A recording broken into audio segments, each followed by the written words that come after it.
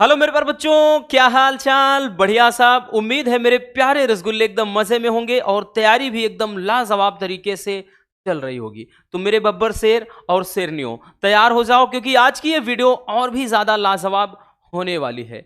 प्यारे बच्चों, आपकी तैयारी में चार चांद लगाने के लिए फिर से हम हाजिर हैं हिंदी में संपूर्ण गद्य साहित्य और काव्य साहित्य के अंदर महत्वपूर्ण बहुविकल्पी प्रश्नों को लेकर के।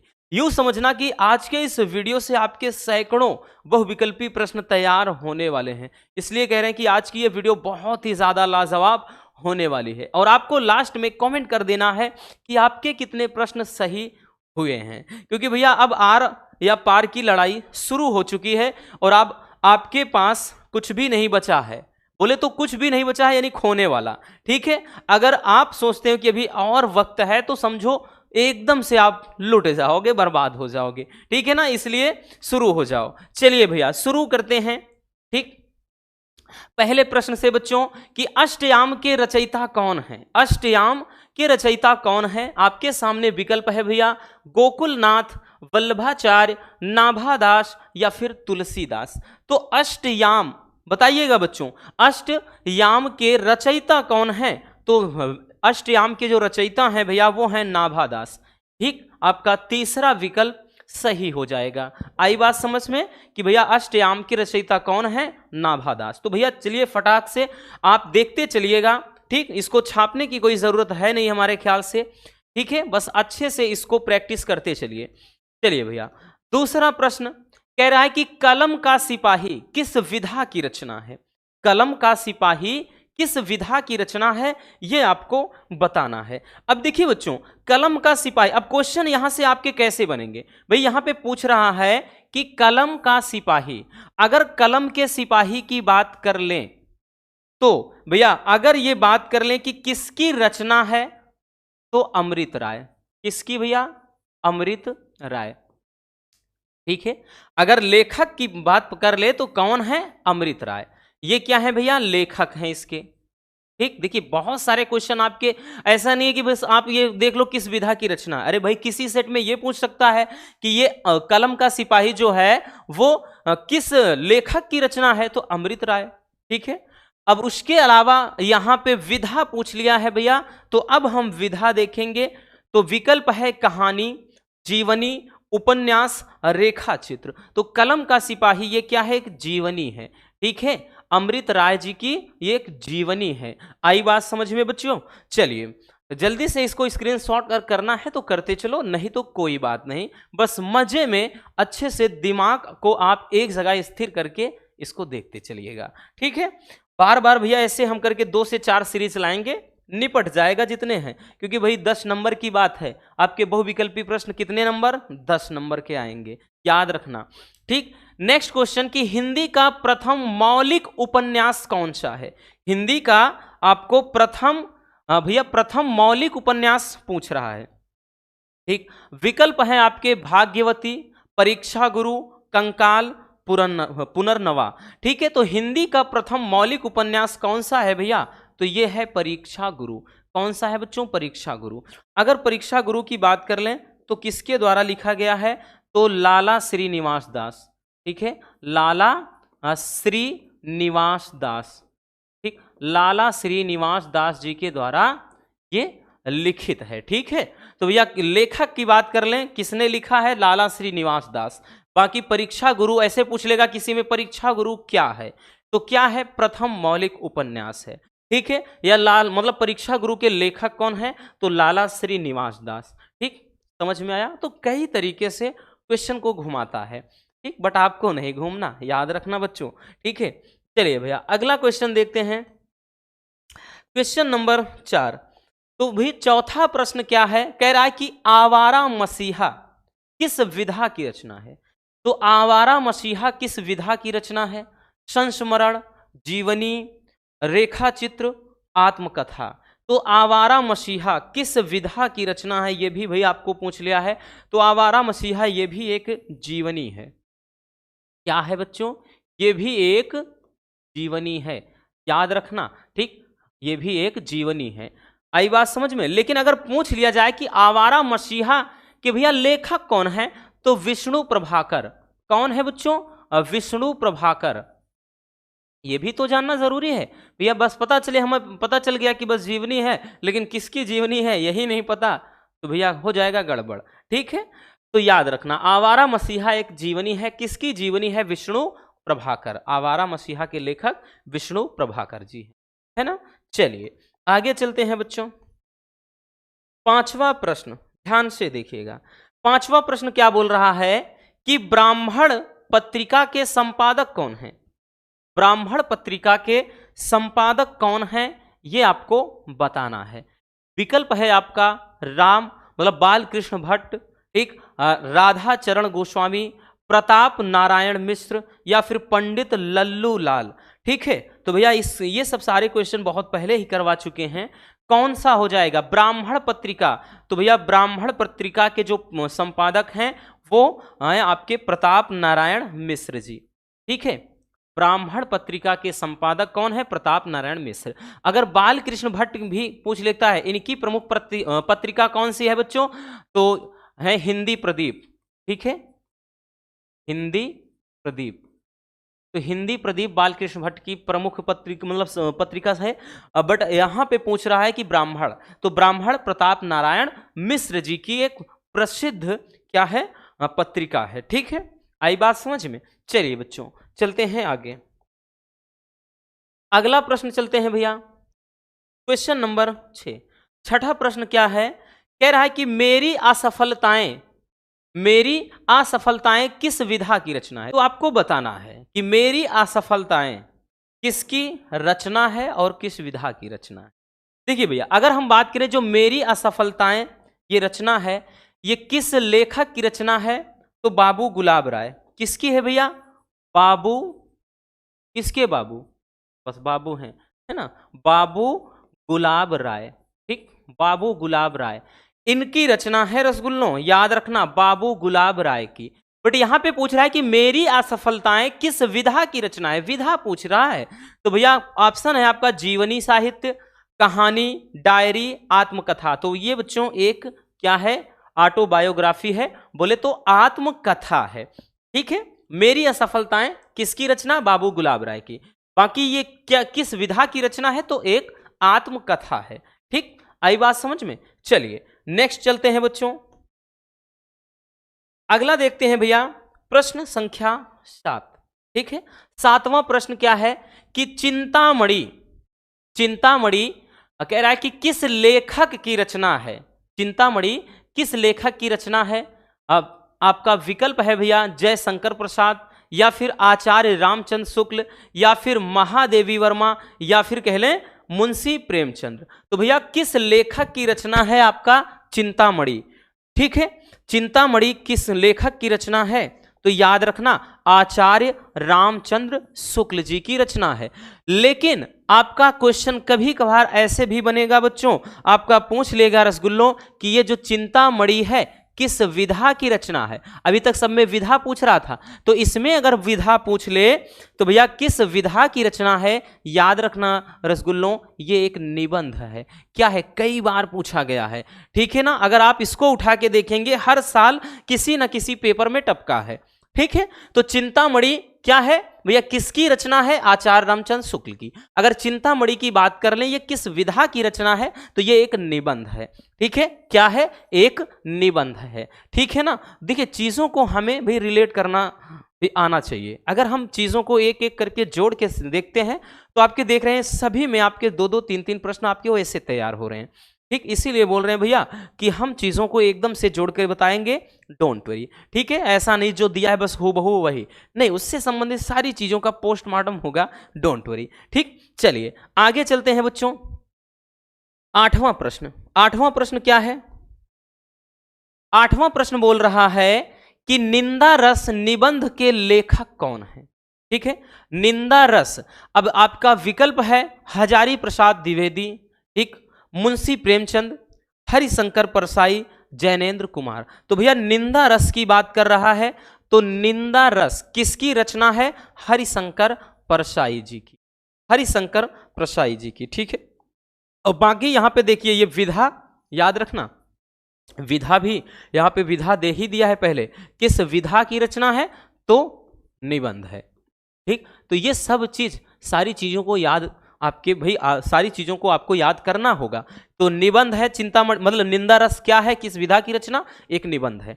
किसकी रचना है, हरिशंकर परसाई जी की, है ना। समझ में आया। चलिए आगे की तरफ चलते हैं बच्चों। अगला प्रश्न, अगला प्रश्न देखिए क्या कह रहा है कि 100 अजान एक सुजान के लेखक कौन है।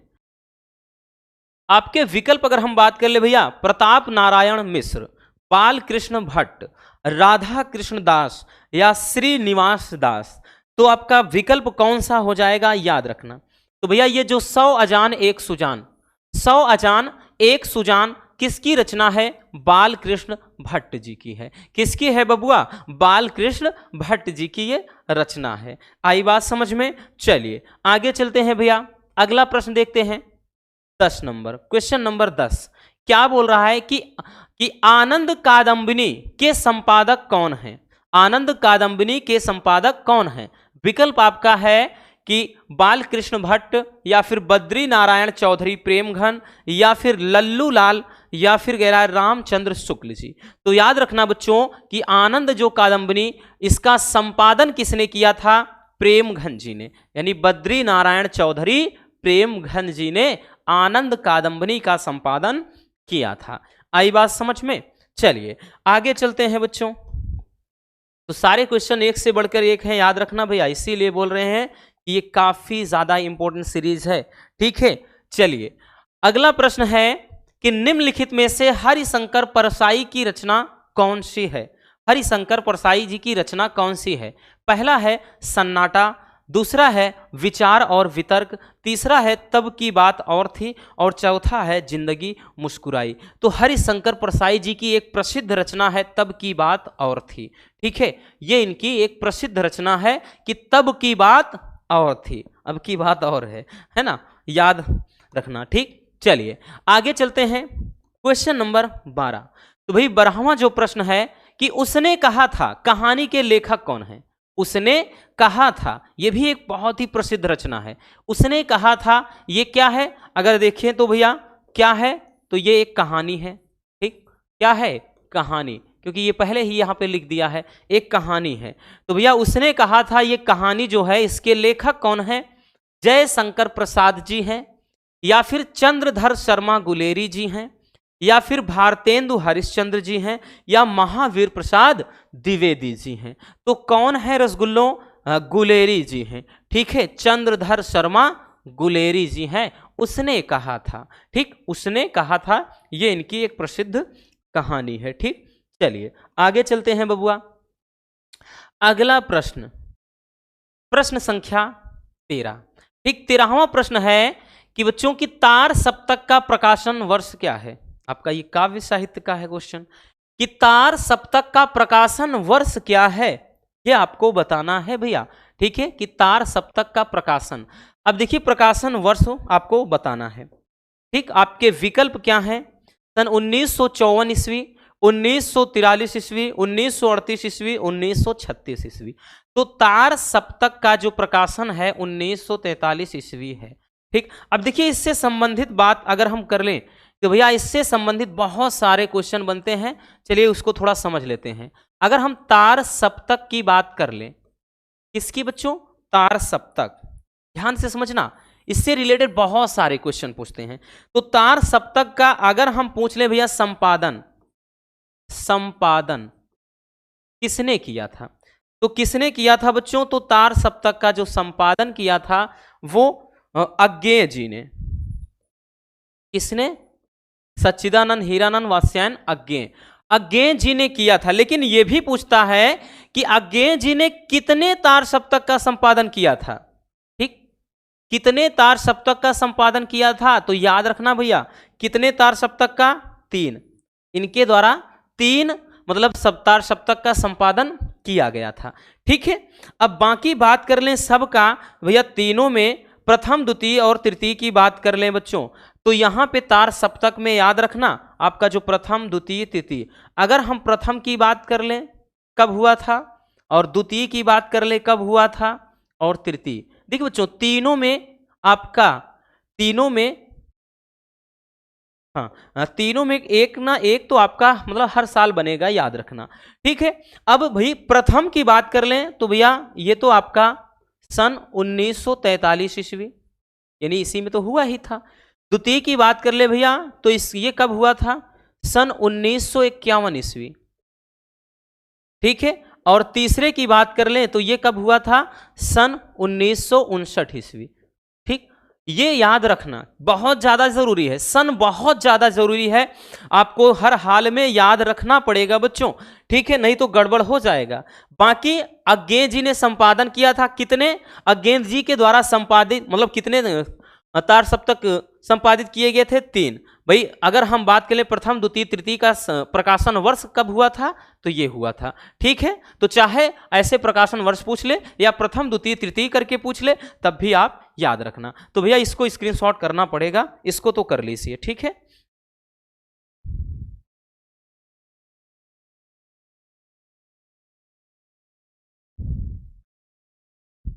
हो गया बच्चों। चलिए अब चलते हैं नेक्स्ट क्वेश्चन की तरफ। क्वेश्चन नंबर 14, देखिए 14वां प्रश्न क्या है, कामायनी महाकाव्य में सर्गों की संख्या कितनी है, कितने सर्ग हैं कामायनी महासर्ग में मतलब महाकाव्य में। ठीक है, तो ध्यान देना। अब देखिए इससे भी रिलेटेड बहुत सारे क्वेश्चन बनेंगे। अगर पूछ लिया जाए कि भाई कामायनी, कामायनी क्या है, तो कामायनी क्या है भैया, तो ये एक महाकाव्य है, महाकाव्य है। ठीक है, कामायनी एक महाकाव्य है। ठीक, और उसके बाद इसकी रचना किसने किया था भैया, तो कामायनी की रचना जयशंकर प्रसाद जी ने। ठीक, किसने, जयशंकर प्रसाद जी ने किया था। ठीक है ना, उसके अलावा अगर हम बात कर लें भैया तो कामायनी में कितने सर्ग होते हैं, तो कामायनी में अगर हम सर्ग की बात कर लें बच्चों तो सर्ग कितने हैं भैया, तो सर्ग हो जाते हैं 15। ठीक, कितने सर्ग, 15 सर्ग। तो आपका विकल्प क्या है, 9, 12, 15, 17। तो कामायनी में टोटल 15 सर्ग हैं। ठीक है, कितने सर्ग, 15 सर्ग। आई बात समझ में। तो इस तरीके से आपको मतलब एक एक चीज याद रखना होगा। एक महाकाव्य है, किसके द्वारा रचित है, जयशंकर प्रसाद जी के द्वारा। इसमें कितने सर्ग हैं, 15 सर्ग हैं। ठीक है, ऐसे आपको याद रखना होगा। ठीक है, चलिए भैया अब चलते हैं नेक्स्ट क्वेश्चन पर। पहले स्क्रीनशॉट कर लीजिए, करना हो गया ना। चलिए आते हैं अगले प्रश्न पर, क्वेश्चन नंबर 15। तो भैया प्रश्न संख्या जो 15 है, ध्यान से देखिए। सुमित्रा नंदन पंत जी को साहित्य अकादमी पुरस्कार मिला था, किस रचना। देखिए एक साहित्य अकादमी पुरस्कार की बात कर लें भैया, और एक दूसरा होता है भारतीय ज्ञानपीठ पुरस्कार। दोनों से एक क्वेश्चन जरूर बनेगा, एक क्वेश्चन तो टपकेगा हर हाल में, याद रखना। तो भैया कह रहा है कि सुमित्रा नंदन पंत को साहित्य अकादमी पुरस्कार, ठीक, साहित्य अकादमी पुरस्कार जो है वो किस रचना के लिए मिला था। विकल्प है लोकायतन पर, चिदंबरा पर, कला और बूढ़ा चांद पर, स्वर्ण किरण पर। तो भैया ये साहित्य अकादमी पुरस्कार इनको कला और बूढ़ा चांद पर मिला था। ठीक है, और लेकिन अगर यहां से पूछे तो इसके लिए चिदंबरा के लिए क्या मिला था, चिदंबरा के लिए मिला था मतलब ज्ञानपीठ पुरस्कार, भारतीय ज्ञानपीठ पुरस्कार। ठीक, तो अगर जैसे किसी में भैया हो सकता है ज्ञानपीठ पुरस्कार के बारे में पूछ ले, तो किसी में साहित्य अकादमी पुरस्कार के बारे में, तो इसको अच्छे से समझ लेना भैया। इनको चिदंबरा के लिए ज्ञानपीठ पुरस्कार मिला था, बट अगर बात कर लें कला और बूढ़ा चांद के लिए साहित्य अकादमी पुरस्कार मिला था। ठीक है, तो समझ जाइएगा इस बात को। चलिए बच्चों आगे चलते हैं नेक्स्ट क्वेश्चन पर। हमारा अगला प्रश्न क्या है भैया,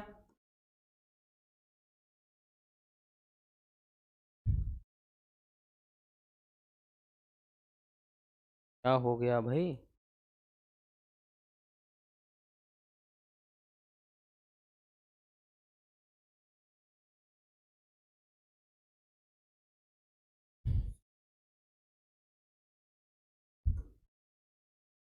हाँ चलिए अब देखते हैं भैया। कह रहा है कि प्रश्न संख्या 17, 17वां प्रश्न क्या है, कह रहा है कि अज्ञेय जी को किस रचना पर भारतीय ज्ञानपीठ पुरस्कार मिला था। अज्ञेय जी को किस रचना पर भारतीय ज्ञानपीठ पुरस्कार प्राप्त हुआ था। ठीक है, विकल्प आपका है कितनी नावों पर कितनी बार, अरि ओ करुणा प्रभामय, आंगन के पार द्वार, ऐसा कोई घर आपने देखा है। देखिए बच्चों, अगर हम बात कर लें तो जो भारतीय ज्ञानपीठ पुरस्कार मिला था वो कितनी नावों पर कितनी बार के लिए, ठीक, कितनी नावों पर कितनी बार के लिए, इस रचना के लिए इनको ज्ञानपीठ पुरस्कार मिला था। लेकिन अगर बात कर ले भैया आंगन के पार द्वार के लिए, तो इसके लिए इनको कौन सा पुरस्कार मिला था, साहित्य अकादमी पुरस्कार मिला था। ठीक है, साहित्य अकादमी पुरस्कार मिला था। ठीक है, अपने दिमाग में छाप लेना। ठीक, जितने भी मतलब यहाँ पे लेखक हैं या लेखिका हैं जिनको भाई ज्ञानपीठ पुरस्कार या साहित्य अकादमी पुरस्कार मिला है, हम सब बता देंगे। ठीक है, टेंशन नहीं लेना आपको, बस आप मजे में अच्छे से सीखते चलो। ठीक, कि अज्ञेय जी को भारतीय ज्ञानपीठ पुरस्कार कितने नावों पर कितनी बार के लिए मिला था।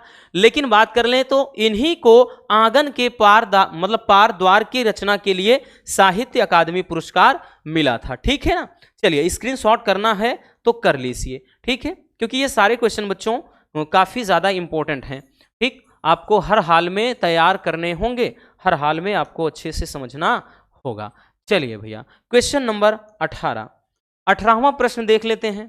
प्रश्न संख्या 18 क्या है, कह रहा है कि निम्नलिखित में से किन्हें ज्ञानपीठ पुरस्कार नहीं मिला है। अब देखिए, अभी तक तो बता दिया कि भाई किस रचना के लिए मिला, किसको मिला, बट यहां पे पूरा हम निपटा देंगे। कह रहा है कि इनमें से ऐसा कौन सा है, मतलब कौन से लेखक या लेखिका या फिर जो कह लें कवि कवित्री, ठीक, कि किनको कह रहा है कि ज्ञानपीठ पुरस्कार नहीं मिला। अब देखिए बच्चे गलती क्या करते हैं, बच्चे गलती ये करते हैं यहां पर नहीं वही नहीं देखते, नहीं वही नहीं देखते पेपर में, बस मिल गया ज्ञानपीठ पुरस्कार, देखा महादेवी वर्मा ये जो भी याद है, नीचे नहीं जाएंगे, ऊपर से मिल गया मार के चले गए। अरे ऐसा नहीं करना, पहले क्वेश्चन को पूरा पढ़ तो लो रसगुल्लो, क्या पूछ रहा है क्या नहीं पूछ रहा है, पढ़ो तो सही। कह रहा है कि किन्हें ज्ञानपीठ पुरस्कार नहीं मिला है, तो भैया इनमें से किसको नहीं मिला है। आपका विकल्प है जयशंकर प्रसाद को, महादेवी वर्मा को, सुमित्रा नंदन पंत को, रामधारी सिंह दिनकर को। तो भैया ज्ञानपीठ पुरस्कार किन्हें नहीं मिला है, तो ये हैं जयशंकर प्रसाद जी। ठीक, अब बाकी सबको मिला है, तो एक बार फिर से हम ताजा कर लेते हैं किन्हें किस रचना पर मिला है। महादेवी वर्मा जी को यामा रचना के लिए मिला है, किस चीज के लिए भैया, यामा के लिए। सुमित्रा नंदन पंत जी को अगर हम बात कर लें तो ये चिदंबरा के लिए मिला है, अभी इसके पहले भी देखा था चिदंबरा के लिए, तो चिदंबरा इनकी जो रचना है उसके लिए मिला था। रामधारी सिंह दिनकर जी को उर्वशी के लिए मिला था, किसके लिए भैया, उर्वशी के लिए मिला था। और जो एक हैं, इसके अलावा भी जो एक हैं भैया अज्ञेय जी को भी याद रखना, उनको कहे छोड़ोगे। अज्ञेय जी को किस रचना के लिए भैया, तो ये कितनी नाव में कितनी बार, ठीक, कितनी नावों में कितनी बार, कितनी नावों में कितनी बार, ठीक, ये कितनी नाव पर होता है, मैंने कितनी नावों पर कितनी बार या मैं ऐसा कुछ होता है कितनी बार। ये अज्ञेय जी को भैया इस रचना के लिए ज्ञानपीठ पुरस्कार, तो याद रखना बच्चों कि किनको किस रचना पर ज्ञानपीठ पुरस्कार दिया गया है। ठीक है, मजेदार है, स्क्रीनशॉट कर लीजिए। हो गया ना, चलिए आगे चलते हैं भैया, एक मिनट।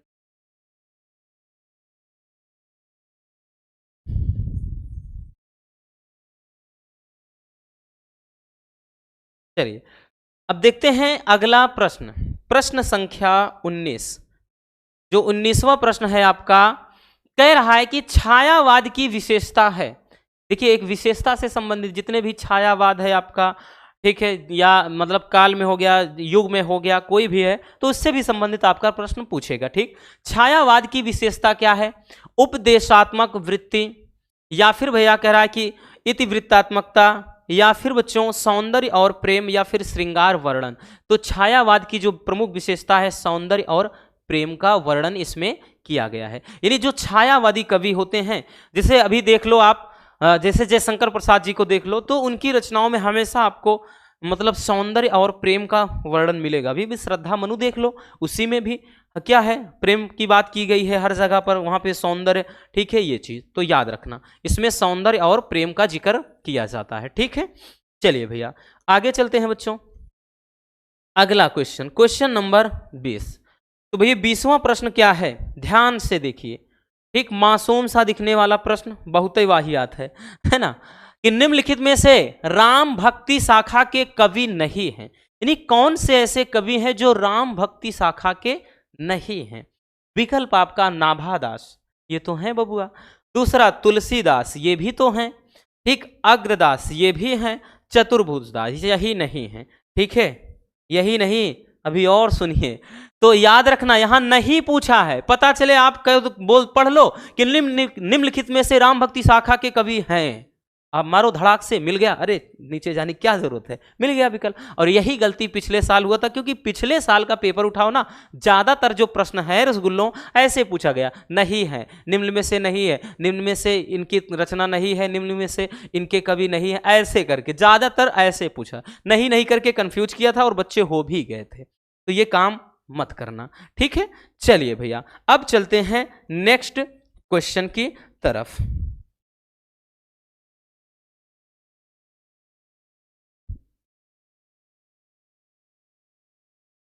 चलिए अब हम देखते हैं प्रश्न संख्या 21, क्वेश्चन नंबर 21। क्वेश्चन नंबर जो 21 है, कह रहा है कि प्रकृति का सुकुमार कवि किसे माना जाता है। प्रकृति का सुकुमार कवि किसे माना जाता है। देखिए प्रकृति का सुकुमार कवि बहुत ज्यादा पूछा गया है ये भी, ठीक है। विकल्प है सुमित्रा नंदन पंत को, या फिर रामधारी सिंह दिनकर को, या फिर जयशंकर प्रसाद को, या फिर सूर्यकांत त्रिपाठी निराला जी को। तो भैया कौन सा विकल्प सही हो जाएगा बच्चों, सुमित्रा नंदन पंत को। या इसको 2024 में इस तरह से पूछा गया था कि पंत जी को मतलब किसका सुकुमार कवि कहा गया है। विकल्प दे दिया था, प्रकृति का, प्रेम का, युद्ध का, श्रृंगार का। तो याद रखना, तो किसके कवि हैं, तो प्रकृति के सुकुमार कवि हैं, ठीक है, इस बात को भी ध्यान देना, ठीक। चलिए भैया अब चलते हैं अगले क्वेश्चन पर। अगला क्वेश्चन देखिएगा, नेक्स्ट क्वेश्चन क्या है हमारा, कह रहा है कि हिंदी का प्रथम महाकाव्य माना जाता है। हिंदी का प्रथम महाकाव्य माना जाता है, तो भैया हिंदी का प्रथम महाकाव्य कौन सा है। विकल्प रामचरितमानस, पद्मावत, पृथ्वीराज रासो, या फिर रामचंद्रिका, ठीक। तो कौन सा हो जाएगा भैया, हिंदी का जो प्रथम महाकाव्य है वो पृथ्वीराज रासो को माना जाता है। भैया किसकी रचना है, ठीक है, चंद बरदाई, ठीक, चंद बरदाई, याद रखना, चंद बरदाई, ये क्या है, पृथ्वीराज रासो, मतलब इनकी रचना है पृथ्वीराज रासो। आई बात समझ में। चलिए भैया अब चलते हैं नेक्स्ट क्वेश्चन की तरफ, ठीक। चलिए अगला क्वेश्चन देखते हैं बच्चों, क्वेश्चन नंबर 23। क्वेश्चन नंबर 23 क्या कह रहा है कि अज्ञेय द्वारा संपादित सप्तकों की संख्या क्या है। देखिए मिल गया ना क्वेश्चन, इसके पहले भी भाई इसके बारे में तो हम देख चुके हैं। तो अज्ञेय द्वारा कह रहा है कि संपादित जो सप्तक है उनकी संख्या क्या है, 1 है कि 2 है कि 3 है कि 4 है। भैया 3 सप्तक हैं उनके द्वारा, ठीक है, 3 सप्तक हैं, याद रखना, ठीक। आई बात समझ में। चलिए आगे देखते हैं, अगला प्रश्न देखते हैं बबुआ। नेक्स्ट है क्वेश्चन नंबर जो 24 है भैया। 24 में क्या बोल रहा है कि वीर गाथा काल की प्रमुख विशेषता क्या है। वीर गाथा काल की विशेषता पूछ रहा है। विकल्प आपका है कि नारी का रूप सौंदर्य चित्रण, प्रकृति चित्रण, युद्धों का सजीव वर्णन, ठीक, मतलब सजीव चित्रण, या फिर मुक्तक काव्य रचना। देखिए वीर गाथा काल की बात ही कर लें भैया, वीर गाथा काल में क्या होता है, तो इसमें युद्धों का सजीव जो चित्रण या वर्णन किया गया है युद्धों के बारे में, ठीक है। तो ये हो जाएगा वीर गाथा काल की विशेषता। आई बात समझ में। चलिए बबुआ आगे देखते हैं भैया, अगला प्रश्न अगला प्रश्न क्या है? अगला प्रश्न है हिंदी साहित्य के किस काल को स्वर्ण युग कहा जाता है?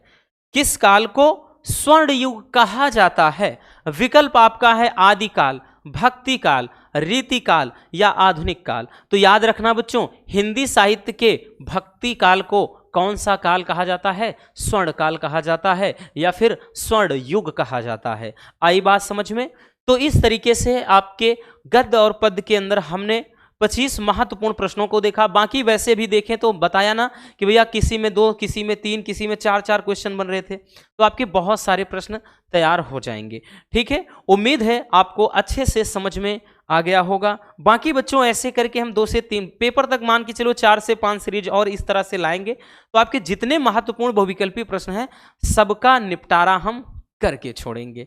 ठीक है, तो बस मिलते हैं किसी और ऐसे शानदार टॉपिक के साथ।